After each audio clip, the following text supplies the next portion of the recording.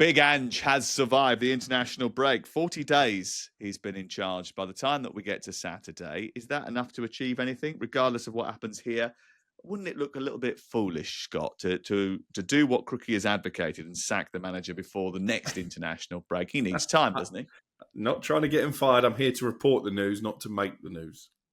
You literally just said that they probably will have a new manager by the time they play Manchester United.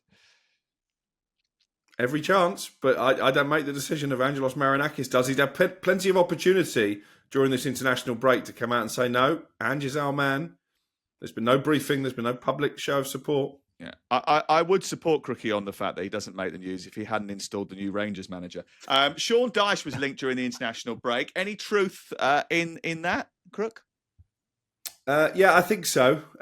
Because I think what we're seeing now is Evangelos Marinakis becoming genuinely concerned that Forest could find themselves in a relegation battle. So what you might see, if they do decide to change a manager, having obviously wanted a more expansive style of play, they might go back to a more safety-first, cautious approach just to make sure they stay in the Premier League. I'd be intrigued if it is Sean Dyche, assuming that Postecoglou goes, how long the contract would be, because the other whisper that I've heard this morning is that Brendan Rodgers is very likely to leave Celtic at the end of the season, and he is someone that Marinakis admires long-term as well. Well, that's absolutely the case that Brendan, I think, is sort of eyeing up an exit on the basis that I think he feels if they haven't spent enough money, Celtic, to be able to compete in European football, and they keep a lot of the money in the bank there because they don't need to spend it. The only issue with the Brendan Rodgers thing, obviously, is his affiliation to Leicester City, which is quite sort of terminal and turned out to be terminal when it was the other way round for Steve Cooper. So I'd be a little bit concerned about that. They were booed off at home last time out against Midtjylland.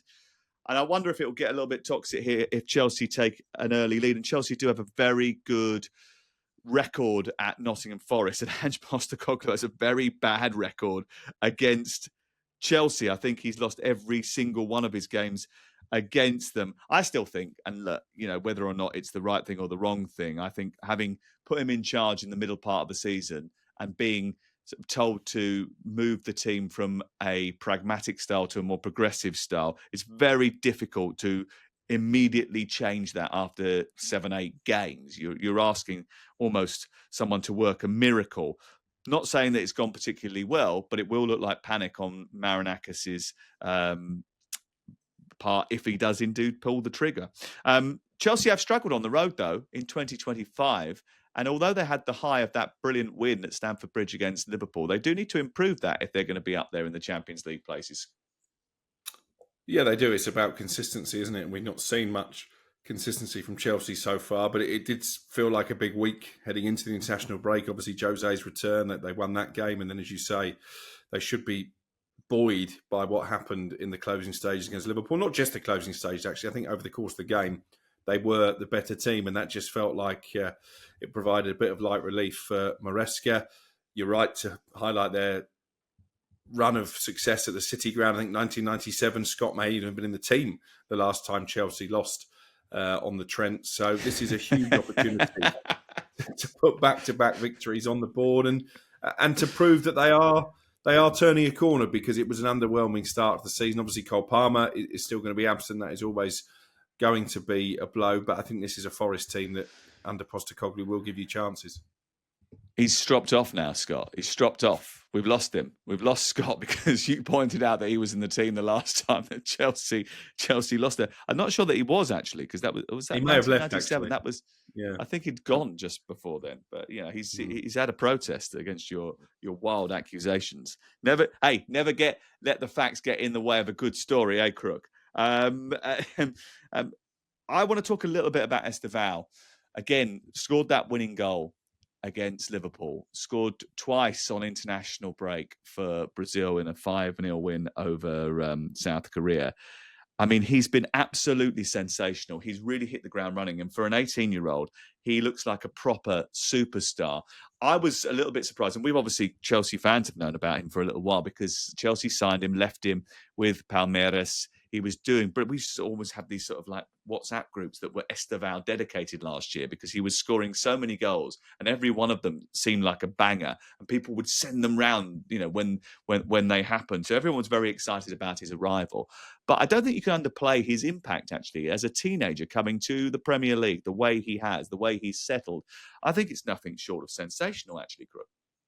Yeah, I agree. And I remember in a fantasy league WhatsApp group when he wasn't starting the first game of the season, obviously a Chelsea fan in there who picked him in his team was disappointed. And I said, well, he was never going to start. And then obviously very quickly he forced his way into the team. And as you say, what a moment for him against Liverpool. And I guess the Chelsea hierarchy will say, well, this is the model working to good effect. We find these untapped gems. We give them the opportunity to play in the Premier League. And then maybe at some point they sell them to a big, massive European club like Real Madrid for huge profit. But certainly he's been one of the revelations of the season.